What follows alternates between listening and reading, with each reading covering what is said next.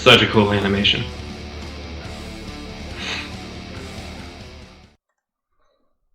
Alright, welcome back, guys. It's Thursday's night, and everyone knows what that means.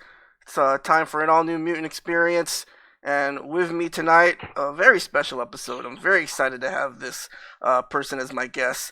None other than Luke from Arcade UFO, Austin, Texas. How you doing, Luke? Hey, how are you? And so, everyone in the chat, please let us know how we sound. We started a little late tonight because we were having some audio difficulties, but I think everything has been sorted out. And so, Luke, I want to go ahead and get this out of the way real quick before we actually talk about Third Strike. Sure. My first question is, do you or have you ever played basketball? Yes, I have. Okay. And because for those of you who I had to try extra hard because a lot of you know that I'm a really short person. So typically I would have to, bring the level of enthusiasm above and beyond just to get anywhere. So yeah, I love basketball. Okay. So like what level did you play? Like did you play like in the collegiate level? Like did you play in high school level? Like what Sure, yeah. Well, probably nothing, just like high school and stuff. But before that, like plenty of basketball within like the youth groups. Mhm. And so do you watch basketball? Like are you a fan or Not so much. I used to when I was in college quite a bit because it was a good way to get together and have drinks and just hang out. But I don't even own a TV, so I don't really pay attention. Oh, really? Wow. So, like, because you're like what? You're probably like, I don't know, last time I saw you, like, I was really trying to figure out how tall you were. You're like, I don't know, I would say you're about like, I'm going to guess, you're like 6'5"? Yeah, I think 6'6" by a reasonable measure. The last time I checked, to be honest, was I was at the Home Depot, and the girl at the register asked that same question. We went over to the end of the register where they actually have like a measuring. Like when you went to the doctors, they like placed the measuring thing on your head, and it would read out how. And it was actually too short, so I think it stopped at like 6'6". Oh, okay. That's cool. Yeah, I'm a big basketball fan, but since you don't follow basketball, then I guess there goes that first segment. So how have you been, man? I know. I don't want to talk about basketball. Let's talk about Third Strike. Yeah, totally, man. So I know. Obviously, you were at Co-op Cup, and later on in the show, I want to definitely talk to you about your experience over in Japan, because that was like your second Co-op Cup, right? Yeah, that was the second time in Japan at Co-op Cup. But before we get to that, let's start at the beginning, man, because a lot of people don't really know you or know where you're from. So how'd you get into Third Strike? I mean, how'd you get into video games in general? Yeah, I tend to ask that question to new Third Strike players that I meet too, because I often find that those are some interesting times for anyone. Mm-hmm. For me, I was in college and I wasn't particularly like into video games. I remember playing like Street Fighter 2 like way back in the day because that arcade machine was ubiquitous, and like any pizza shop or like grocery store or something, they would have a Street Fighter 2 machine. And I think I was in college and a friend of mine brought over his PlayStation 2, and he was like, "You should check out this game. It's like that old Street Fighter game, but it's like way more technical." Mm-hmm. So we started messing around with it, and that's how I got into it. I think when I had executed my first parry, I didn't really get the game at all. I wouldn't have known like why anyone would want to play it at a low level until I like executed my first parry, and then I was like, "Oh, I get this. Like this is like a technical game." And slowly but surely I got hooked. Okay. So that was in like 2008 or something, and I think he left his PlayStation at my house, and I was just like on a controller, just like playing the CPU, Mm-hmm. And at some point, I think I found like an emulator and read that there was this like a piece of software that allowed you to play with an emulator online with other people. So that's my first experience, probably in like 2009. And I guess you're talking about GGPO? It wasn't GGPO. I think it was just straight up MAME, but there was like another program that did it. I'm pretty sure Yuki mentioned it when you had him on. It's called like Kylera or something. Kylera. Yeah, it might be Kylera. So Yeah. so before your introduction to Third Strike, had you played fighting games before, or were you a big frequenter of arcades, or you know You know, I'm from a small town in New Hampshire, so mhm, there was no outlet for like arcades really. mhm, And this is kind of before the internet. I was born in '84, mhm. so the internet wasn't like fast enough to go out and like play people. Yeah. Online like play wasn't as ubiquitous as it is now. But yeah, from a small town, like my experience was like playing in the pizza shop. And of course, having owned like a Super Nintendo, I think I played like Street Fighter 2. What was it called? Street Fighter 2 Turbo, Mhm. which was later on having done a little bit of research on this. Like it was a really good port of like the arcade version. So yeah, I had a lot of experience playing that. Okay. So it was basically so you didn't really come from like a place where they had a lot of arcades or anything. Oh man, I so envied you guys that had that experience. Mhm. But now that I think about it, maybe it was a good thing because I would probably have not left. Maybe found a corner in the room to sleep in because I'm not sure if there's anyone alive that has played a fighting game that doesn't at some level appreciate the significance that Street Fighter 2 had. Mhm. Just from a level of like development, what they had done was like far well and beyond like what any arcade game had done before. So it had a huge impact on anyone that played. And I remember, in school, probably like third grade or whatever, just talking about like, oh, like Guile has this move. Talking about like moves because doing the fireball was like still pretty cool. Oh, you can execute a move. Mhm. So let's just kind of recap. So when your friend brought over I'm gonna assume it's Anniversary Collection, right? And PlayStation 2. That's when you were first introduced to Third Strike. That was in 2008. You said. Yeah, Mhm. that's right. It was because he brought it over and it had Street Fighter 2, I think like ST and Third Strike, and I was like more interested in playing like old Street Fighter than like this new game. Mhm. But yeah, so yeah, it was that version on PS2. Mhm. Yeah.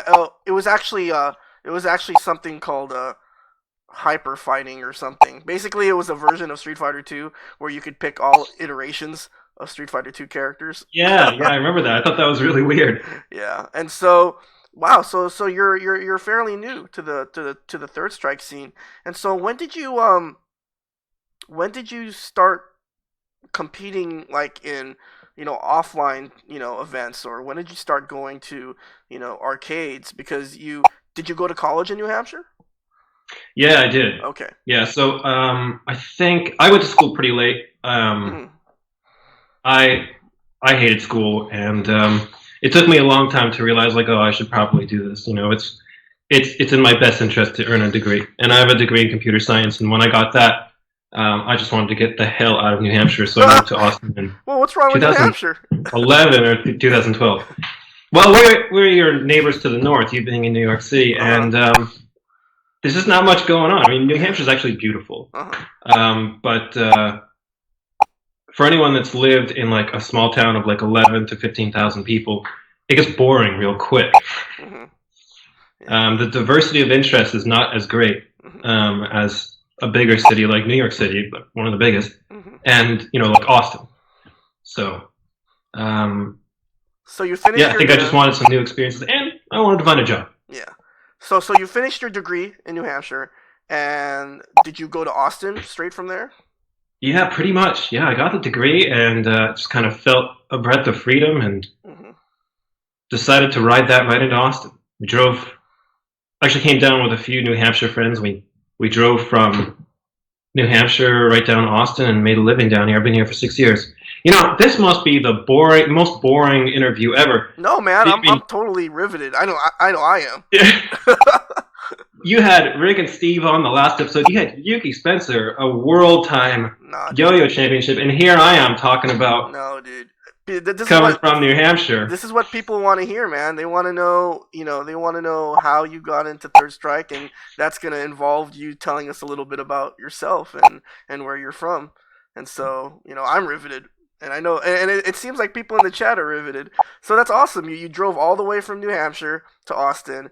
Did you have like a job offer, or you just like, well, how did you pick Austin? I want to know that. Like, how did you choose to move Sure, there? sure. No, I didn't. I didn't really have a job offer. I just kind of came down on a whim. Uh-huh.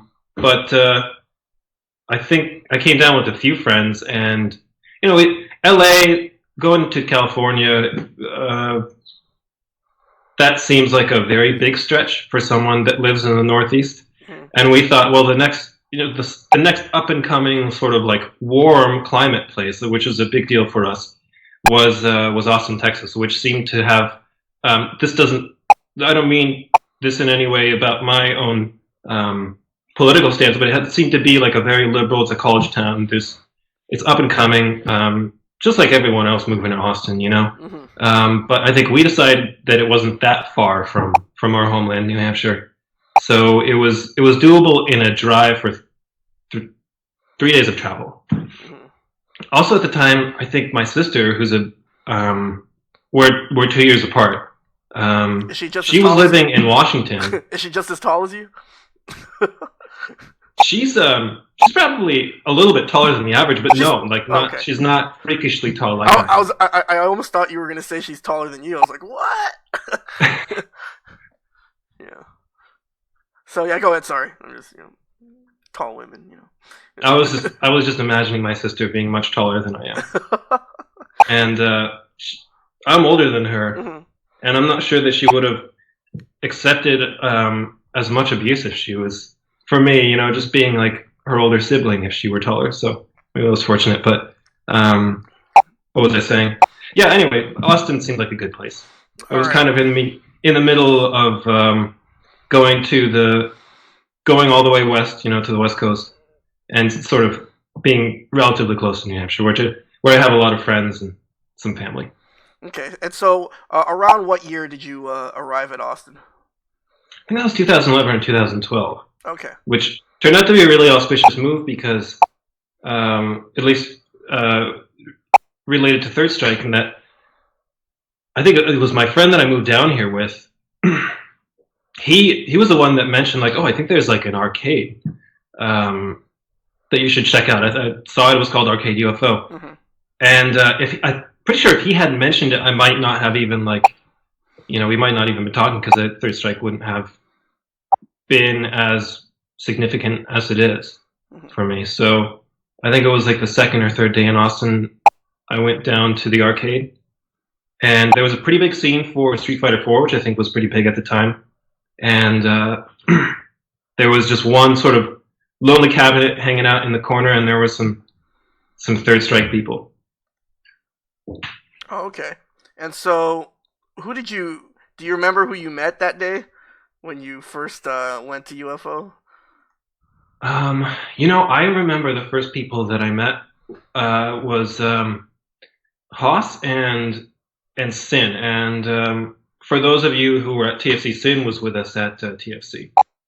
Um, so those guys had a history of going to Einstein's arcade, which is a little bit before my time, and I remember sort of being in line waiting to play, thinking like, "Oh, these guys are really good." Hmm. I really don't want to suck in front of these guys. Yeah. Like I wanted to have a good Third Strike impression, I guess. Hmm. And yeah, they were really good. They were really, really cool people. Hmm. And kind of feel like that's the case with everyone, all the Third Strike players in Austin.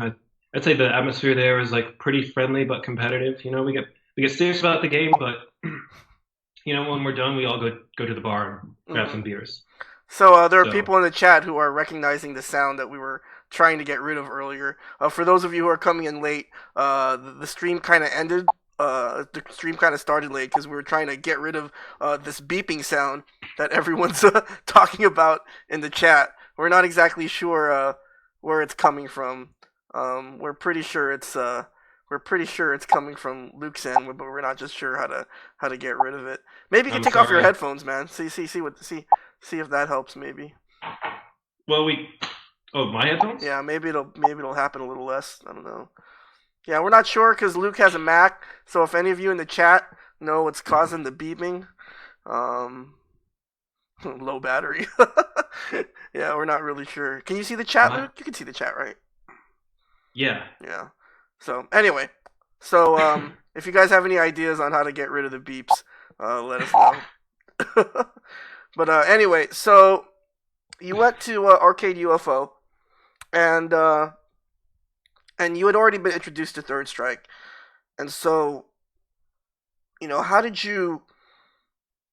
Because not everyone makes the decision to be like, okay, I'm gonna start playing, and I'm gonna start playing competitively. Because I know, just judging from what you've told me, you didn't really have a whole lot of knowledge about the FGC before you went to Austin. No, not at all. Actually, I feel like I picked up a lot of that just from talking with people that had experience in that host. For instance, I think he's been to a lot of tournaments. So yeah, not much, just by hanging out. And by the way, think, Haas is going to be a guest on a future Mutant Experience. For those of you who are Haas wondering, is? yeah, Okay. yeah, he's gonna hype up Texas Showdown, which we'll talk about later on the show. And so you know, so you talk to Haas and stuff, but what is it specifically about like watching them play Third Strike that made you want to like go, okay, wow, I need to really practice in this game, and you know. Huh. Yeah, that's a good question, and I feel like that could get really deep, and maybe that's appropriate because we're talking about Third Strike. But um, I think the competition level in Third Strike, um, I'm not sure. I'm not sure how to put this, but it's it's definitely more involved. And when you're playing, you can. I feel like we've all had the experience when you're playing someone, and it might be just some casual matches against someone that doesn't necessarily know the game as well. That when you're playing them, you can tell that like there's a thought process, and even though they may not be as experienced, they may not know the matchup. Technically, they might not be as proficient. You can tell that the like gears are turning, and it requires like a certain effort, a certain amount of deliberate practice to get anywhere. So I really like the fact that there was that element in Third Strike where things were not as granted. There was not, at least on a little bit higher level, there's not as much random sort of win. So I could tell these dudes were good, and it's just fun putting in the effort, putting in the practice. Cool. I'm not sure about what it is about, effort, and maybe Third Strike is a good way of rewarding you. Because we've all seen the Daigo video, and we've all just watching that video. It feels good, So doing anything like that in a game where you have a million other things to think about in the match, it's very satisfying to plan and then execute a plan, and then obviously if you win, it's even better. So being the thorough journalist that I am, I scoured YouTube for as much footage of you playing as possible. No. I noticed that you use Q a little bit. Yeah, and sure. So, who was the first character that you picked up in Third Strike? Ken. Because saw the Daigo video and I thought, oh, Ken looks cool. Okay. And so, how did that lead to you choosing Goki as your main? Because I'm always curious about. Yeah. Now, I might, and this might sound like I'm talking smack, and maybe I am, but you're probably the most normal American Goki player that I've ever met, Luke. I feel like every American Goki player I've met is just off in some way. And so, I'm always now that I actually get to interview a Goki player, I want to know like what sort of led you to main Goki. now I want you to interview more Gokis because I No want way, you to. man. I'm not. You're the only Goki player I'm willing to interview. No way, man. uh, I think I remember hearing something similar to that when we were in Japan. Just having conversations with other players. Um, oh man, I heard so much about different styles of Gokis. Hmm. I might even be a boring Goki. Maybe I'm just a boring person, Hmm. which is why I'm surprised you would have me on. But no, I don't know how to answer that question. I don't know what it is about Goki, but I think I started playing Ken, and I was just like, this isn't much fun. I wanna jump around, be acrobatic, and also like the element of danger that comes with it. Kind of a glass cannon in that way. He takes a lot of damage, but gives a lot of damage. It's He's it. also very has a lot of mix-ups. I love that he's like very floaty, especially with um, the demon flip setups. Those are Hmm. really fun to execute. Hmm. Um, I feel like maybe I use this a little bit too much, but I'm a big fan of dash forward and then immediately demon flip, where you buffer the demon flip as you dash, so it's almost instant as soon as the dash animation ends. Hmm. But yeah, it um, it's just I don't know, it's just fun. He has a lot of options. I like that. It's funny that you mentioned that, Luke, because I feel as though what attracts Goki players to the character is, all of the offensive tools that you had just described. But, and obviously you can attest to this because you've been to Japan twice. But when you play Gokis, particularly high level Gokis in Japan, they are so lame, right? Like they're so lame. Like Yeah, Gokis like Zabi and Decoy and even Match. I think Yuki Itoku is probably the most aggressive Goki in Japan, and he turtles harder than anybody here. And uh-huh. and so that's weird, because it seems like what attracts Goki players, and I feel like what's holding a lot of American Goki players back is that they're not, turtly enough. I mean, because when I Huh. when I played the Goki Yeah. players in Japan, jeez, it was just, I mean, it's just a chore. It's just Well, a huge I'm chore. not sure if that has anything. Do you think that has anything to do with your character? Because you're going with Necro, and that's a really hard matchup for Goki. Well, for those of you who have been keeping track of Nika Keo's Japan diary on YouTube, Sure. he did post that video of our last set and co-op cup where we ultimately lost to the team that had the Goki Decoy, and Uh-huh. Decoy, he played us lame. He played Holdat's Alex lame. He played Nika's Yang lame. He played Chun's, and I just feel like, Hmm.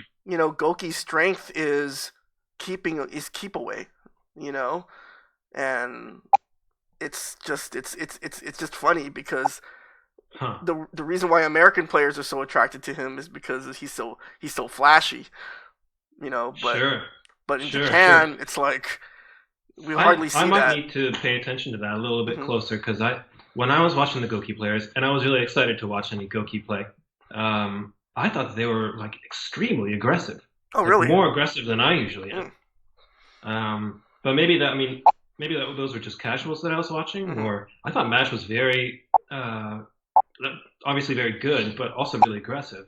Hmm. Um, and there were some other players that I'm sorry if there were so many good players there. I'm a little bit out of touch with all the good Japanese players, Hmm. but every Goki that I saw that was like competent was pretty damn aggressive. Hmm. But I don't know. Maybe that just means that I play really lame too. Well, I think, like you were saying, right? Goki has such low health. Maybe it's best to tread on the side of caution. And so Yeah. let's talk a little bit more about, your experience in arcade UFO. And so, it's always great to kind of see, communities, because like when I think about Austin, it's really two generations, right? Like obviously we have the first generation Austin Third Strike players, the legends, right? Mo Preem and Shen and Fubar Duck and Asian Hitler. And then the second generation, you guys are you know, you guys are sort of representing the second generation. So, obviously I'm No, thinking about you and, Shin and, Rico. Who else am I leaving out? Kenny. And so, how do you guys, can you tell us a little bit about, your community of regular Third Strike players? Are there, you know, how is that community like, and how have they helped you become a better player, and how do you help sure, them grow as sure. players? Yeah, I mean they're all great dudes. Like I said, we play some games, and then Hmm. we'll go out to the bar down the street and grab some beers. But and I like them for that reason. But none of them are particularly good at Third Strike, and um, Shots. uh, uh, yeah. so they're not very good players. And so it was really, we need some. If you're a good player, come to Austin. We need some. I need someone to play with, Uh oh. because the talent is expended there. Is that how you guys motivate each other? By by talking smack and well, I saw K Reich play a week ago online. It looks like Kenny's leveling up a little bit. It looks like he's getting a lot more proficient. How often do you guys play now? Hmm. Uh, not so much lately. Hmm. Um, I think after Japan, kind of that was like the apex of Third Strike for a little while because Hmm. we had played, hoping to do okay at Co-op Cup. We had been practicing like nearly every night. Hmm. So I kind of took a break from that. I might actually go there tonight. I don't know if anyone's going to be there, depending on how long it takes for everyone to get bored of me talking and leave the stream. So Uh, for some reason, Third Strike players are always they're always obsessed with rankings, right?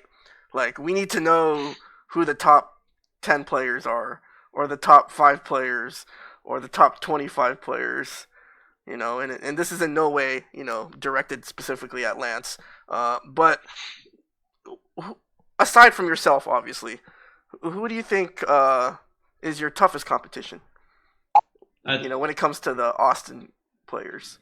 yeah, well, actually, let me be serious for a second, Hmm. and just say that I take almost every match that I have at UFO like really seriously because Hmm. I feel like everyone's a good enough level where if I slip up too many times, then that's it. That's going to be the match. So I tend to think the people that practice the most, that I've had the hardest time with, um, is Shin, Marcus. Uh, Rico's really good, because I think we've probably played the most. And at that point, I know everyone that plays Third Strike with their friends are going to understand this, is that at some point you might be playing their habits versus playing the character, you Hmm. know?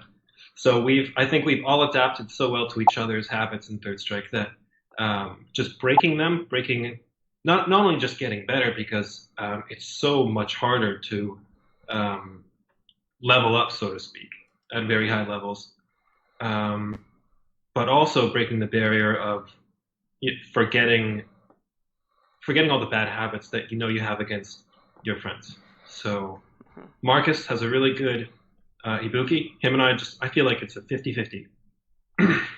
It's a 50-50 matchup between us. Hmm. Um, he plays Ibuki, and Ibuki takes a lot of damage. She also delivers a lot of damage to Akuma, and vice versa. Hmm. They're both really like sort of fast characters, relatively fast. Ibuki is obviously faster. Um, so I feel like whenever we play, the match just goes for like 20 seconds. Hmm. And also Shin, who's also like a pretty experienced player, though relatively recently experienced. When he moved to Austin is when he picked up Third Strike. So that was what 3 or 4 years ago or something. So he was really on top of his game. He practices a lot. So Hmm. and then Rico, his Necro is really good. Hmm. It's But funny, before we go on our first break, Luke. Um, it's funny that you there's one name that you didn't mention, and that name is Sin. Well, Sin's a really good player. All of us at Arcade UFO in Austin will acknowledge that, but he's not the first person that I think of just because he doesn't play as often anymore. I would say the people that are holding it up, the people that still play like relatively often, are the people that I mentioned. That and I mean no disrespect to anyone else in Austin. It's just that we tend to play a little bit more and have more experience with them, and we have experience with each of our respective characters.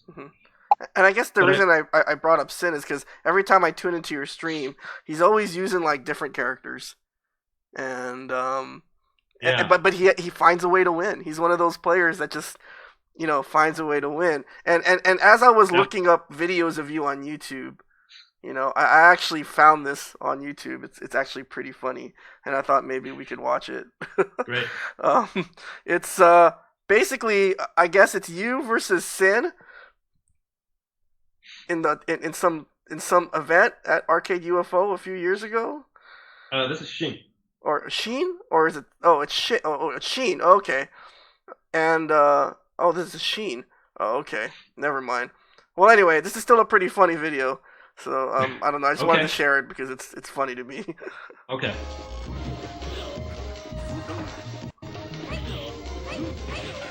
Oh, looks like it might have missed a hit, but no, it did. It missed a hit. The viewers can hear it though. Sheen playing very well and takes the second one convincingly.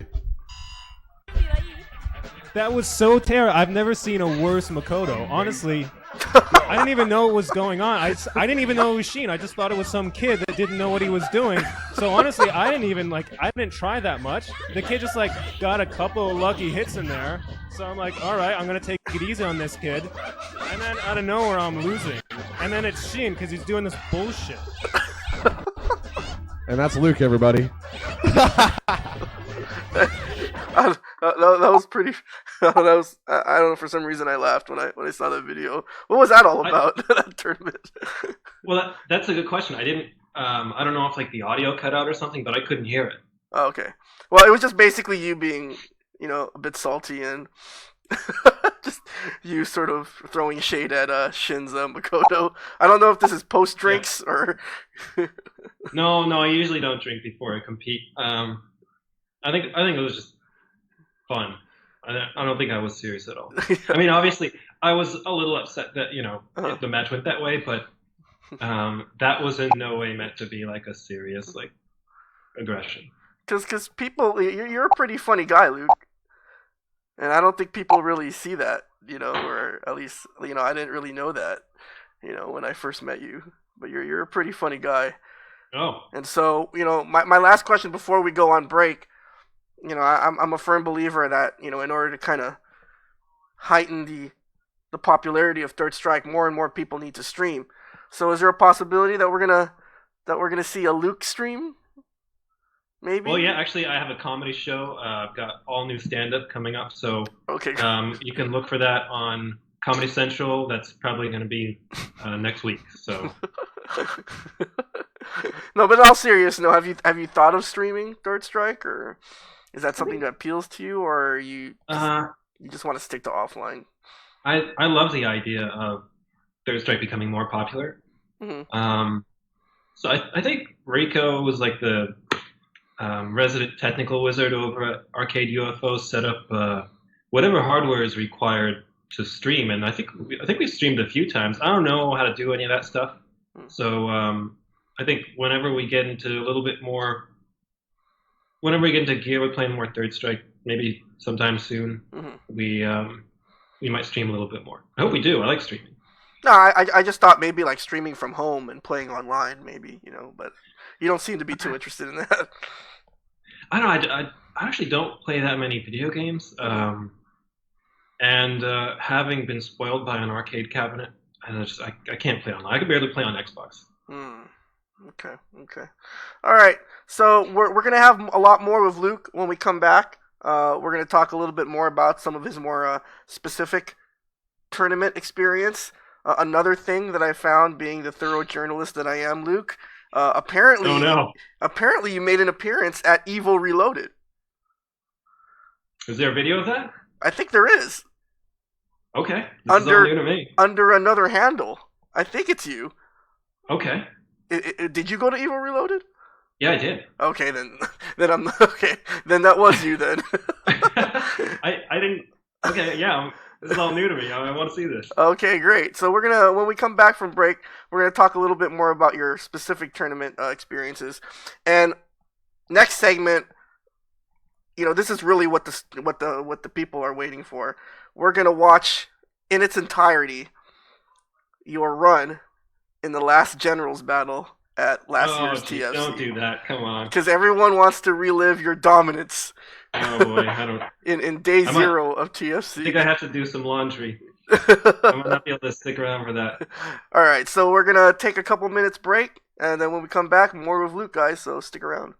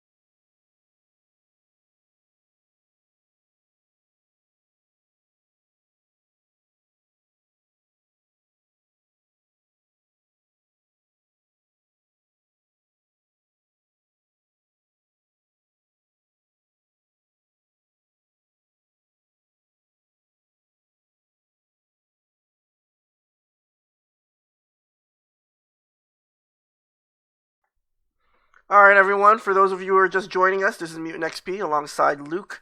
This is the Mutant XPerience, episode 4. And so, Luke, now that you've told us a little bit about how you got into Third Strike, I wanted to talk more about some of your more specific tournament experiences. So, apparently, you were at one of the more notorious Third Strike events, and I say notorious because if you recall, there was a lot of discussion about the pros and cons of this event on Third Strike Junkies on Facebook. I don't know how often you frequent. I think that was before I was in the group, but yeah. I can I can picture that pretty well. Yeah, and so obviously the event I'm talking about is Evo Reloaded, and I think Evo Reloaded was what happened in 2014, and obviously it was a major that Mike Watson helped organize. Um, it was supposed to celebrate the 10th anniversary of the Moment 37, and so you had told me off stream, Lance. See, because Lance was in the chat, so I was like, you had told me off stream, Luke, that this was your first major, I guess, or the first time you ever, traveled out of state or traveled for a tournament. And so, tell us a little bit about your experience at Evo Reloaded. Geez. Let me, I'm gonna have to go up to the mountains for this one. That was a while ago. I remember, I guess it was on Xbox or maybe it was PS3 or something, but I remember that being kind of disappointing because coming from Austin, again, being spoiled by having an arcade cabinet, 2 arcade cabinets, or maybe it was just one at the time, that it was on Xbox was like a little bit weird. And also, maybe it was on Xbox, maybe it was PS3, but it was also LCD monitors. And, I'm sure that any Third Strike player will understand this gripe, so I feel like I'm not making too big of a deal about it, but it just feels like a little bit different of a game. There's more timing involved when it comes, there's more delay, rather, in Xbox versions, especially on an LCD. That being said, it's still Third Strike, and it was still fun. There was a lot of very good players there. And the only downside of it that I can recall very, very prominently is that I was really hungover and really just felt like crap. But I don't know. I would go, if I could go back and do it again, I would have tried to get more sleep. Now, But, obviously, Evo Reloaded was in Pomona, in Southern California. While you were there, did you play any? Because I'm not really sure which arcades were still open and which were closed. But did you play any arcade Third Strike while you were there in SoCal? is this can everyone see this? Is this a match that I'm playing? Yeah, this is a match that you're playing. Was that a double KO? I'm not really sure. I thought it just said double KO. Yeah. Holy shit. Yeah. But yes, this is actual footage of Luke. This is Luke playing an Oro player named Red Venom. I'm not really familiar with him. But what's up with your handle? Double 3? What was that all about? That was my old handle on GGPO. Oh, okay. Okay. And so, did you play any offline Third Strike while you were in SoCal? Yeah, in a manner of speaking. I mean arcade. Sorry. I see, arcade. Because there's kind of a funny story about how we got a little bit of practicing before that tournament. I think we went to.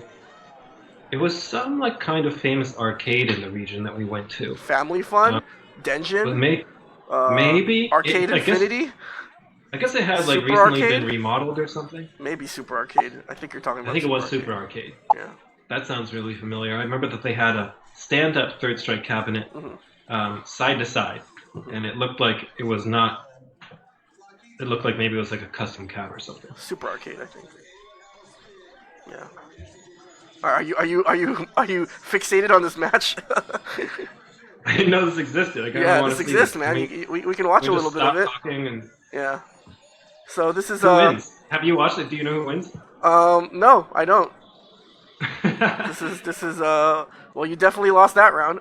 I remember playing that Red Venom guy, and he was a really good Oro.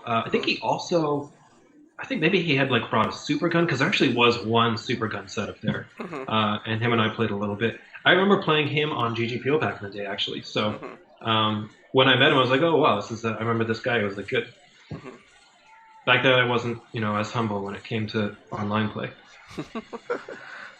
So you're behind here. I'm not sure. I think you won the first game because it says that you have one win. Oh, what is that? So And I guess you lost the second game. All right, I don't want to see this anymore. Shut You this shit off. sure? You don't want to know? This is actually from the Boiler Room YouTube channel. Shout out What's to the that? Boiler Room. Tang Osaka. I'll write it on the chat in a little bit. Okay. But this is the deciding round. So Oh, just to prove how drunk Luke or how hungover Luke was, he doesn't even remember the outcome. no, that's not true. I don't mean for that to sound like an excuse or anything. No, You know, that's fine. it's totally not any of my opponent's fault that like I feel like crap. Yeah. All right, that was Oh my Oh, gosh. Wow.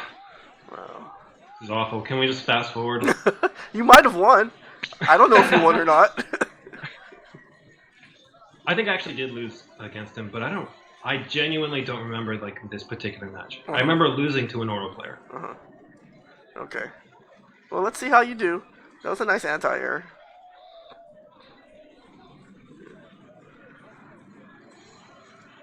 Oh my goodness. Yeah, that's Okay, nice teleport.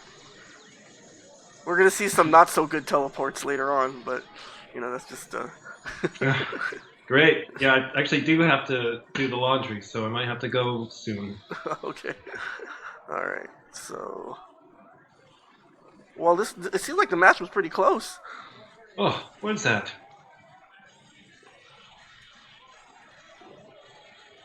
Oh, what? How does that happen? Wow. That's interesting. That was interesting. I don't know if anyone else gets this feeling, but whenever I watch myself playing, I can never believe that like, oh, that was me. Like, it doesn't even. I can't keep up with my own play like when I'm watching it. Like, It is a weird experience. Do you watch your matches though? Like for example, after TFC, which is the next thing we're going to talk about. But after TFC, did you go back and like watch your matches just to kind of get a sense of what you were doing and how you might improve? Yeah, yeah, definitely. Mm-hmm.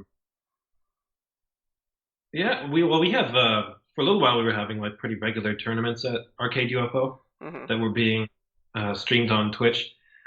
To be honest, I tend to let it go for a while before I'll watch it.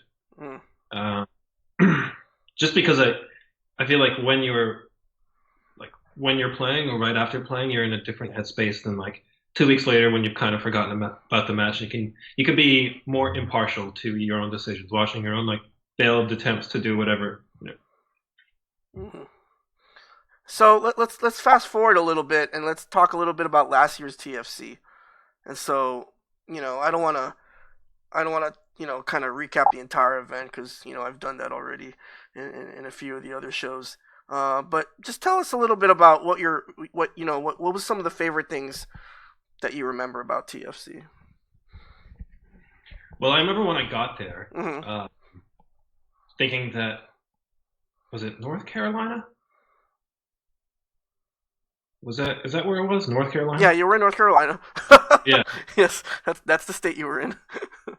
I remember thinking that it was like really beautiful there. Mm-hmm. I think there was like a lot of pine trees. It was a short ride from the airport to the hotel. Mm-hmm. And then having gotten there, it seemed like everyone was already hyped up to play. So it was good to see all the enthusiasm for the game. So I felt pretty welcomed like as soon as I got there. I met Kang. He was probably like the first person that I met, and he was really cool. Just came right up and said hello. And I think I'd only ever met him through playing online. So it was a really warm reception. Everyone was very, very cool. But I felt like there was a spirit of the amount of effort that everyone went through to get there because we all sort of love the game. It's an older game now, obviously. So you don't play a game for this long unless you enjoy it, you appreciate it. Mm-hmm. So when you being one of those people, like I could appreciate it. Sorry, but when you went to Evo Reloaded, did you go with other Austin players? Yeah, the Austin guys. Yeah, I went with Joe, Sin, Shin, and Ryan Harvey. I'm trying to think if there was anyone else. Well, maybe it was just us four. Mm-hmm. And so, and then you also went to TFC with a lot of the Austin crew, right? Yeah, that time it was me, Rico, Sheen, and Kenny was there. Colton, who was he's no longer living in Austin, but I consider him like an Austin player. Oh, he's not Austin anymore. He's Doylestown. He's a Doylestown player now. There you go. He's a Doylestown player, you know. So did you have any like goals before you went to TFC? Like, did you like say, okay, you know, I really wanna place, you know, at a certain finish, or I mean, or like, did you just kind of like not want to go 2-and-out, or like, you know, did you have any kind of expectations in terms of your performance? It was Kenny actually that told us about it. I feel like he spread the word about going to TFC, and I actually didn't have any intention on going until maybe a week before the actual event, a week or two. But it seemed like a lot of players were going, so I thought like, oh, this is kind of like a nationwide, including Canada, meetup. I thought it would be a good idea to go. So I think probably like 2 weeks of just deliberate practice. But no, I didn't really have any expectations or goals or anything. I wanted, you know, I've learned that when I jump into a match now that, especially in a tournament setting, because I'm relatively new to tournament play, is that, and this might not be the right approach, but I tend to think that it's more important to focus and be in the moment than have overarching expectations about the entire experience. Because you know, you can only go as far as your next match, so just be focused on that one match. Well, you know, in my humble opinion, not like, you know, I'm in any position to say anything, but I think you're absolutely right. Being in the moment, I think, is the most important thing in Third Strike. Just how well can you focus on, you know, what's in front of you? Because the more you focus, the more you're zoned in, the more things you can notice during a match. I think that's, you know, something that a lot of players need to get better at, particularly Third Strike players, and that's being able to sort of, I like to call it sort of mentally multitask. Like like at any moment while you're playing a game, particularly Third Strike, how many things are you paying attention to, like on the screen? You know, in terms of, you know, your life bar. There's so much to pay attention to. Your opponent's life bar, their meter, spacing, time, situation, round. And I think when you're more focused and like you said, when you're more in the moment, I think you're able to do those type of things. Definitely, and I feel like that's more fun, you know, than, I mean, obviously, like doing really well at a tournament is there's a certain amount of reward to that too, but just having that, it's almost like that having that level of concentration is almost, it's sort of a zen-like feeling, you know. It's like I think it's very similar to meditation, where you're in the zone, you feel everything else that sort of doesn't apply to exactly what you're doing. Those stresses like disappear, and like you're able to focus on that one thing. And so, you know, let's talk a little bit about you know, the event that kind of made you quote unquote famous among Third Strike stream monsters in the American Third Strike community, and that was your amazing performance during the National 3S Generals. And so you did really well. You eliminated quite a few players. I apologize because I had chosen to take a nap during this because I was super tired, and so I missed your run live. But apparently you did a lot of damage. That match that we just finished was you fighting Jibbo and you beating Jibbo, automatic for you SF4 players, and that's no small task. You know, Jibbo's a very, very, very good Third Strike player, very good Street Fighter player, and so you know, what was your it wasn't easy. Yeah, and so when you were going on this run, this amazing run of yours, I mean, what were you thinking? You know, like what was going on in your mind while you were beasting our team? Yeah, that's a pretty good question. Because I feel like there's probably more hype to this moment than, but probably less hype to this moment than you're making it up to be. So I appreciate you saying so. But You took out like half our team, didn't you? You know. I love the fact that it was a team match, because the level of support from all the teammates was was really fun to sort of bask in, you know. Yeah. So yeah, it was fun. I just wanted to focus on the match, and then if I won, I wanted to cheer along with everyone that I was in the team with. You know, one of the things I would have done though is if I was sober and I wasn't as tired, I would have implemented I would have made it so that none of the Austin players and none of the North Carolina players were on opposing teams, because I feel like that's kind of dumb, you know, like that the fact like right here like you had to play Kenny, you know what I mean? Like I feel like all the Austin players should have been on one side, all of the North Carolina players should have been on the other side. You know, I don't know. Perhaps. You know, I remember playing that match in particular because obviously I played Kenny quite a bit, and but again, going back to knowing each other's habits, there have been times where Kenny's like beaten me like perfect. So I just want to say that like I think Kenny's a great player. I have more experience and probably like more time just like playing the game. But when I was playing against Kenny, I was like 100% trying to win. Like I was like completely focused. So actually having played Kenny in that match was like really intense for me. Because I know like Kenny's strengths and weaknesses, and I was worried that yeah, I don't know, I wanted to advance, and I know that like Kenny's good, so I didn't want to lose against Kenny, you know. It was hype for me. Yeah, it's weird, right? Like who do you like? I don't know if this is kind of interesting to think about. Like sometimes I don't know, like personally, who I try like which matches I take most seriously. Like right. The matches that I play like someone from like a different a different area, like maybe like a quote unquote rival, right? Or my own friends or the people or the players from my own area. Because I've done both. I've played people from different coasts, different areas, and I've been in the grand finals with Nika KO, and we used to play all the time. So it's weird, right? Like who do you want to beat more? Your rival or your friend? There are times when you almost want to beat your friend just as much as you want to beat your rival, right? Just so you can kind of say, hey, I got those bragging rights. That's so true. Yeah. Also, not having played anyone else there, like having no practice with anyone else other than the Austin guys, I didn't really know what to expect. Yeah, and here you're playing Sheen here, So you had to play Kenny and Sheen. She's not very good. well, clearly from his Makoto, you don't have a very high opinion of his Makoto.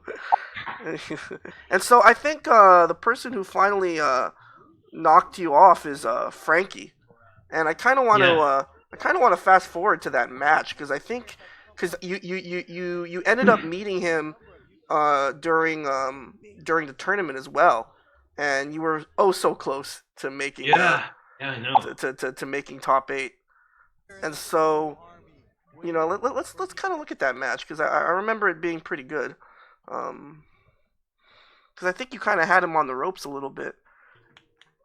Well, but before okay, so here we go. So here's Frankie settling in here. So when you have tournaments at Austin, Luke, are they 2 out of 3 or are they single game? Typically they're 2 out of 3. I think unless it's a team match, we sometimes do teams. And if it's a team, it's just like if your team wins or whatever. But yeah, if it's one-on-ones, I think it's 2 out of 3s that we play. And we're going to talk about Co-op Cup, in a little bit after our final break. But while we're watching this match, I mean, you've experienced tournaments in both formats. What do you prefer? Single game, 2 out of 3? I mean, there is a certain level of intensity that comes with a one-on-one match, but actually, I tend to prefer the team match because the team dynamic, especially with a big team like this. When there's lots of energy, and doing well just means that your team is going to do well. I love that kind of dynamic. But playing one-on-one is also really fun because it's all riding on you. So if you lose, you're out, and that's it. But at least with a team match, if you lose, well, you have your next better player going up. So yeah, you took this first round. I think. Well, what was that all about, Luke? Oh, I do that pretty frequently. Do you? Yeah, I don't think that's necessarily a bad move, but I mean, it's To do super at the beginning of the round? yeah, it's relatively safe. I think. I mean, like, you can actually like jump straight up and then punish, but I think you can red if parry you- the last hit and then super. Oh, and you tried to red parry. I respect that. oh man, yeah, I remember that. Man, if you had red parried that, I think the stream would have got shut down there. What a dick! What a dick! Tries to red parry. Yeah. No, dude. Here's another thing that I always think, players need to do during casuals. You gotta practice shit in casuals, man. I mean, when are you gonna practice red parries? You know what I mean? Like, Yeah. when are you gonna practice them? Well, it's actually, I was really surprised that I missed that one. Oh, what an awful move. that was a nice parry. It should be I punished. But can yeah. do that pretty consistently. It's not that hard. Uh, It really isn't. yeah. Yeah. All right. Well, that was some highlights of your performance, and so moving forward, obviously we don't have an exact date for this year's TFC, but can we expect you to be back at TFC this year? Yeah. I mean, if just as many people go and like people are excited to go, then I had such a good time last time. Mm-hmm. Even though like the power went out, kind of made it a little bit more interesting. I heard a lot of people talking about that. Well, Kind of gave us all a night. At least you didn't have to wait an entire day to figure out whether or not you were going to get into top 8. Because remember, me and Neobon, the power went out, during our set. And Was that you guys playing? Yeah. So. Yeah, I remember it went out a few times, didn't it? Yeah, and so it was pretty. But anyway, it's okay. It is. Yeah, what it is. Neopon was there. Like, Yeah. traveled all the way from France. Yeah. Like, that was a pretty big meetup. Yeah. What were some of the one of the things that obviously you've been to Japan, and so you've been to places where there are like multiple Third Strike arcades, and when we talk about multiple, we talk about like 7, 6, 8, 9 cabs, and so if you do go to TFC this year, are there any specific players that you'd like to just kind of have a set with, because I know we had talked off stream about how there were so many players that you wanted to get a chance to kind of play and have a set with. I mean, are there any players in particular that maybe that you didn't get a chance to play too much last year that you really want to definitely sit down and run some first to fives with? Or Yeah, I think me and Lance did a first to 5. Mm-hmm. And so if you're watching this, Lance, go down.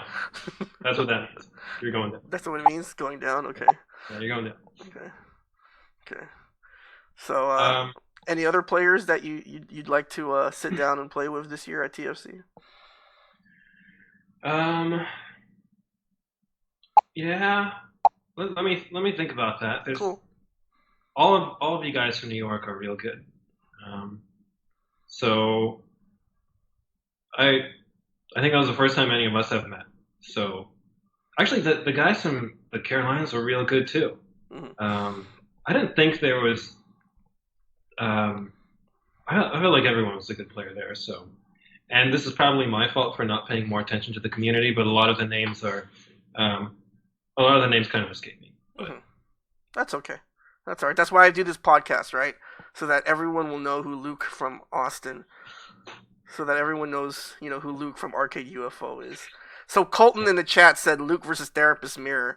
I don't know. I mean, I'd like to see you play Therapist, but I feel like if you did, you might punch him in the face after you play, because Therapist has a tendency to get on people's nerves a little bit with his play style. But hopefully Therapist comes to TFC. That would be great. Is it a Kuma player, right? Yeah, Goki player. Yeah, I think was it Winter Brawl? Is that Winter what it was? Brawl. He was also at NEC, but he was at Winter Brawl as well. Yeah, I think I saw some of his play at Winter Brawl. It was good. Yeah. All right, guys. So we're gonna go ahead and take our second and final break. But when we come back, we're gonna talk a little bit about Luke's experiences in Japan, because he's now a two-time Co-op Cup veteran, right? Is that right? Yeah, that's right. Yeah. If you want to call it a veteran, I'm Yeah. not sure. I was barely placed. And obviously, we're gonna end the show like we always do with a very special edition of Pack It Up. I have a very special Pack It Up created just for you, Colton. So for the rest of you guys, stick around, and we'll be back in a couple minutes.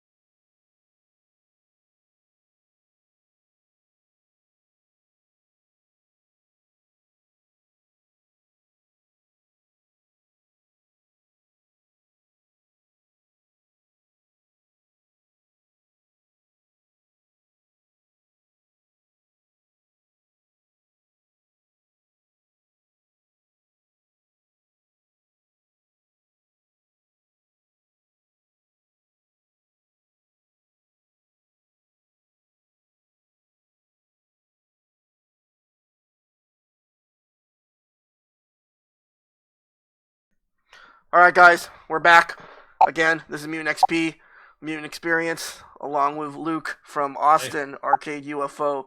Luke, before we talk about your experience in Japan, do you have a Twitter?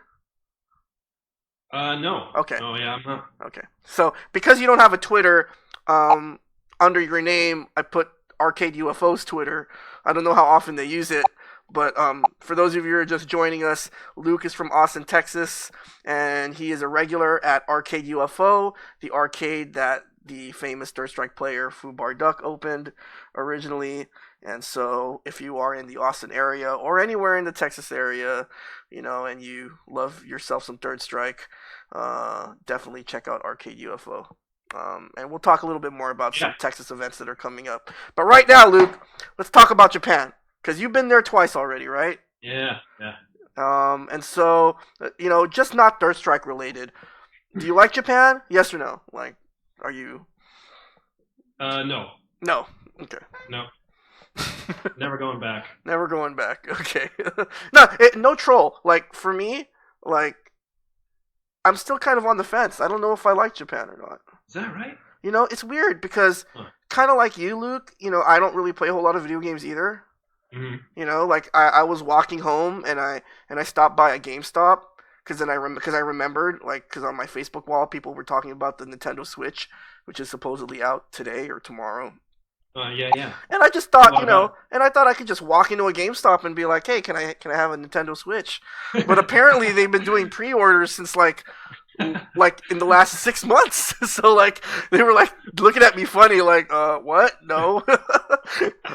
You're not getting a Switch tonight. So I was like, there's a horde of people that are like way ahead of you. Seriously. So like I don't really play a whole lot of video games either, and I'm not into anime or manga or, you know what I mean? Like my wife is. Sure. My wife is a big anime buff and a big manga buff. So, she definitely enjoyed Japan more than I did. But, is that right? I can see that. Yeah, all those interests. Yeah. That's the origin of all those things, But the food was all right. I thought I would enjoy the regular food more, like regular food. Like, what am I talking about? Like, I just thought I would enjoy Japanese food more. I definitely love ramen. I mean, the ramen there is just out of this world. Yeah, it's so. I mean, you do got to know where to go though. There are some shitty ramen places in Tokyo. Yeah. Yeah. But anyway, so no troll though. Did you like Japan? Like. Yeah, definitely. Yeah. What do you like about it aside from Third Strike? I'm sorry. What do you like about it aside from Third Strike? Right. Yeah. So when we went last year, the first time that we had gone, I think it was the stars aligned in such a way that included me going as well, because Shin, our friend that Third Strike player, he works in Austin from Japan. He was going back to Japan to do some work related stuff, and it was around the time of Co-op Cup, so I think we all just decided it would be a good time to go. And obviously having Shin, a native of Japan, who could have helped us around, like that was a big. I'm not sure if I would have done it myself, just to go to Co-op Cup. I probably wouldn't have done it, but with Shin there, like having a little bit of like an extra comfort in the language and culture barrier was enough for me to want to go. So it foreign but familiar. Sort of anyone that knows a little bit of history, it's kind of interesting as an American dude being there and noticing all the things that probably were inspired in some way by American culture and other cultures for that matter, and what was like genuinely Japanese. Food was really good. I actually thought I would like it less because I was under the impression that they would have smaller portions.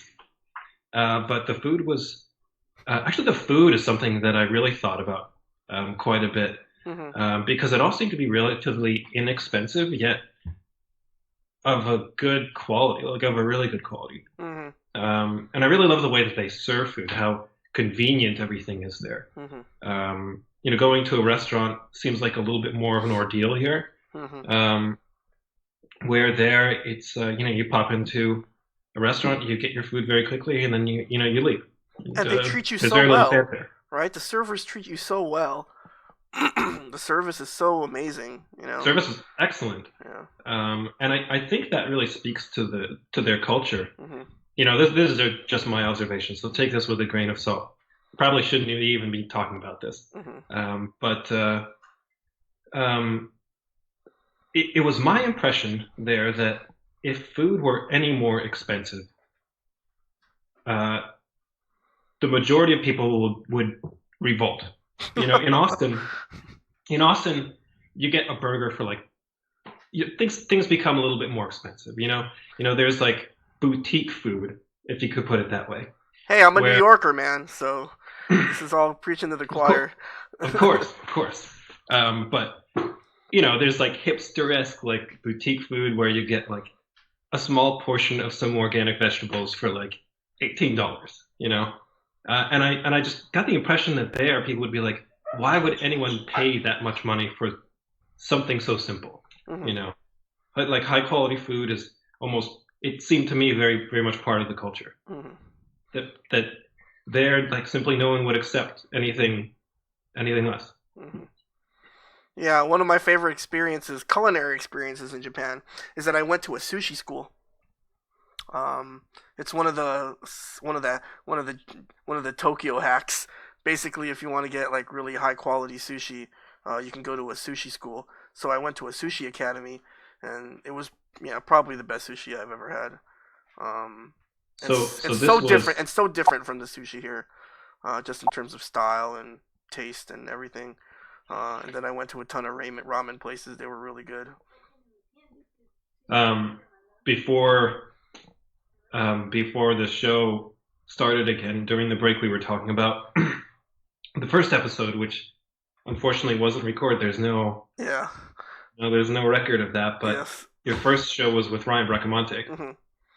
which is a real. You should just have him on again. Yeah. Well, he deserves his own segment. I mean, he should stream more. He's definitely an entertaining guy. Yeah. But you guys were talking about Fukushima is something that came up, and Mm-hmm. that's something that I considered while I was there. I'm not sure how serious anyone should take that, but they're eating the sushi there. It's like I did think about the radioactivity in their water and fish in the region. Dude, what are you gonna do? I mean, the water's gonna be everywhere, right? Eventually. Yeah. So let's talk a little bit about Japanese third strike. So, obviously you've been there twice. You've been to Co-op Cup twice. And so, what are some of the things, that you, well, first and foremost, when you went back there a second time, kind of similar to the question I asked about TFC, did you have any things that you definitely wanted to do the second time around when you were in Japan? The second time, I think we all knew that we were going to be a little bit more familiar with the culture barrier. Mm-hmm. So I was a little bit more at ease there, understanding, what I should and shouldn't do and that kind of thing. The first time I wanted to be on good behavior, Mm-hmm. but this time around I took it a little bit easier. I had a little bit more fun with it. So we went to some touristy places, but I'm not sure that there's anything in particular I wanted to do there. Just kind of go with the flow, get an experience. But how about just third strike related though? Like, were there any players that you definitely wanted to? Oh, third strike, yeah. We were talking about that. Geez, I don't know. I'm not sure.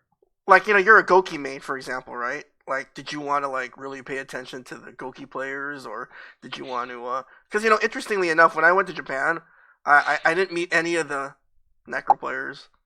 I mean, I saw them play, but like I didn't talk to any of them or any of that stuff.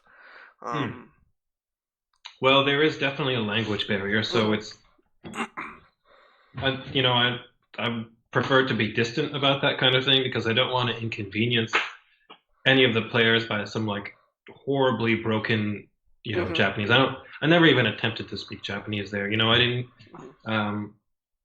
I've never like studied it or anything, but I didn't want to inconvenience anyone with like some awkward conversation. Mm-hmm. But yeah, like I liked whenever there was a Goki player. I tended to observe with a little bit more, just picking up on some things. I just felt like all the Japanese players were really good. Anyone that went to Game Newton's free play night, or just Club Cup in general, are all people that still have some love and appreciation for the game, and that I feel like is enough maybe to connect you. That Um, I think that's probably good enough. You know that person is there because they love the game. So, and that's why I'm here. So, yeah. Okay. So I'm going to give you this opportunity right now, Luke. So in 60 seconds, for people who are watching the stream and people who are watching the YouTube replay, and they love Third Strike, but they've never been to Japan before. In 60 seconds or less, this is your opportunity to sell it. Why should they go to Japan? Sell Third Strike? Yeah, why should they go to Co-op Cup? Let's just say, for example, why should they go to Co-op Cup? Because that's kind of like the big Third Strike thing right now, right? Like, what would you say to them? How would you sell that experience? How would you get them to spend thousands of dollars to fly halfway around the world, for a Street Fighter game? Because there are a lot of Third Strike players in America that have never been to Japan. Yeah. So am I adjusting my pitch for someone that is like recently into Third Strike, or someone that loves Third Strike but has not been there? It's up to you. I would say don't go. the Japanese probably don't want you there anyway. Focus your efforts at home. Yeah, right. We need those efforts more here anyway. There's a great community there. Yeah. Those guys play all the time. But yeah, they do. They do play a lot. And so the last question I have about Japan, Luke, did you feel like you improved from the first time you went to Japan to the last? Oh, man, that's so hard to say. We were watching the match earlier with Red Venom, and I don't know. It's always kind of surreal watching myself play and thinking about like, oh, would I do that now? I think that Third Strike, I love the game so much because it requires so much deliberate effort. And you can tell when someone's putting that effort, because to break through to the next ceiling of quality play just takes so much more effort. I mean, when you first learn to like do a simple combo, or when you learn to do a link into a super, like those are like minor things, but as we all know in life, things get much harder like further on down the road.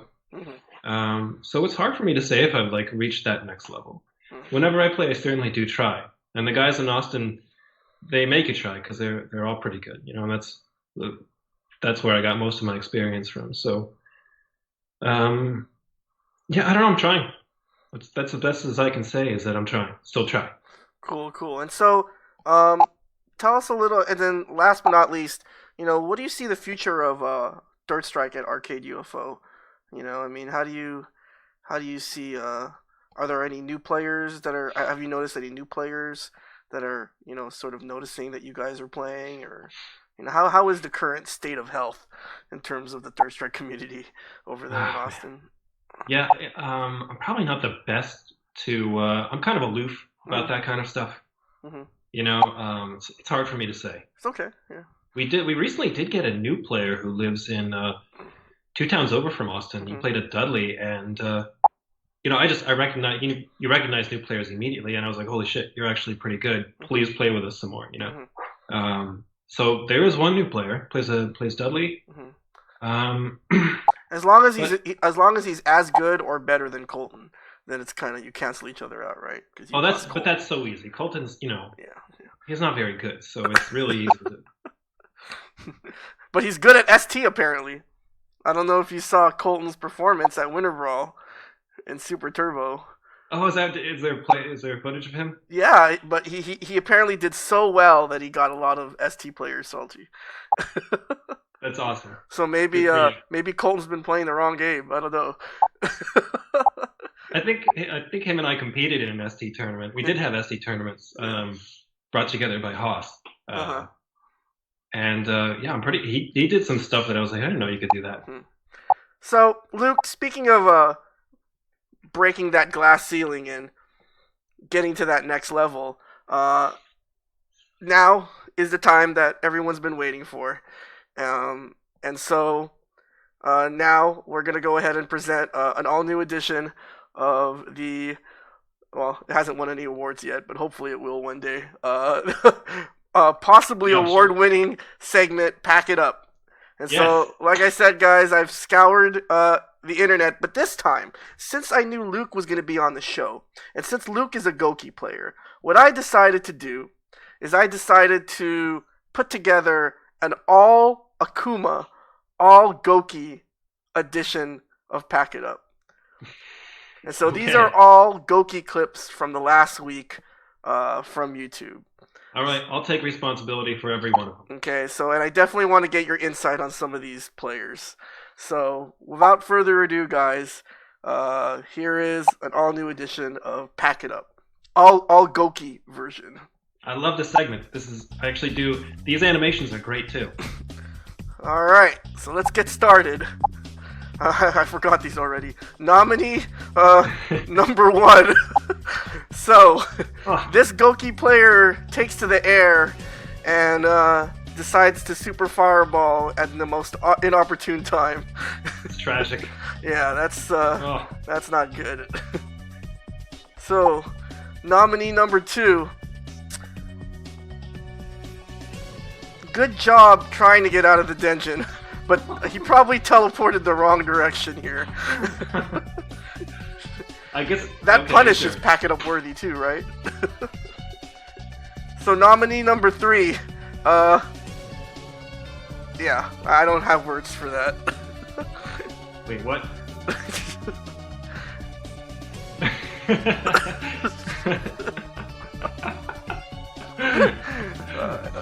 Where do you find this? On YouTube, nominee number 4. Yes, no. So this Goki player probably needs to work on this combo. You know, I think that super's not bad. It's not as good as SA1, but it's not bad. And then finally, nominee number 5. This Goki player turns KKZ into KK Free. Oh shit! Wait, what the hell happened here? Yes. Okay. Wow. Wow. Yeah, I know. So pick your favorite. Let me know on Twitter which Goki nominee was your favorite for this week's Pack It Up. So that's the current state of Goki players on YouTube and on the internet, Luke. So maybe I don't know. Maybe you did a good. Maybe you made the right decision to stop playing online. So You never know. Individually, maybe all of those guys were awesome, but because of the lag, you know. Yeah. Nope. I mean, I'm pretty sure that's what happened with the KKZ. Like maybe No. there was like a frame of lag, and then like the hitbox didn't hit. How could that have not have hit? I just think it was just mashing the KKZ, and then coincidence, you know. But he was like right on. Like it looked like the hitbox should have. No. well, no. Remember, there are parts of KKZ that are, you know, that don't have a hurt box. So, you know. Huh. So did the move came out though? Yeah, the move came out. Okay. Yeah. Huh. But you know, oh well. So. Trying, guys. Keep trying. Yeah, keep trying. So, you know, one last question for Luke. So Luke, if there are any Third Strike players that are looking to pick up the game, what's some advice that you have for people who you know, see the game, maybe they see people playing it and they're not sure if they want to pick it up? You know, what would you tell those players? Because you're a relatively new player, as we learned through this podcast, and you've gotten so good in such a short amount of time. And so, what do you have to say to players, you know, who are looking to pick up the game now? Yeah, I'll say the lamest shit ever. Just Okay, good. practice makes perfect. But I don't know. I'm actually terrible at giving advice. Mm-hmm. If I were you, I would say like I wouldn't. I'm not gonna be putting any effort into any new fighting games, or like there's probably not a game that I would put that much more effort into in my entire life, you know. So yeah, I would probably just say like your time is better spent getting your doctorate degree, which is what I should have done. Yes. So before we leave, guys, I just wanted to go ahead and remind everyone that you have been watching the Mutant Experience podcast. Big shout outs to Luke for agreeing to come on the show this week. I want to also send a shout outs to the West Coast Third Strike players holding it down in the boiler room. They haven't really streamed from All Right That's Cool in a while, but hopefully they'll get back into it. Also, much love to the UK Third Strike community who play over in Violent City. And just a reminder, there's some Third Strike related events coming up. Final round is next weekend. The North Carolina crew is going to be there. Omega Urian's going to be there. Also, for those of you who caught last week's episode, the Poverty Game Night boys are going to be at Michigan Masters, April 1st and 2nd. Also, some events that are happening overseas. We have Hyperspotting 6, April 15th to 16th. And of course, we have Texas Showdown, May 5th, 2017. And you're going there, I'll be Luke? there. Great. Yep. So Luke's going to be there. So definitely check it out. And then last but not least, we have HFS Summer 3, which is happening, unfortunately, the same weekend as Texas Showdown. And that's a tournament that's going to be happening in France, and Rikamaru is going to be there.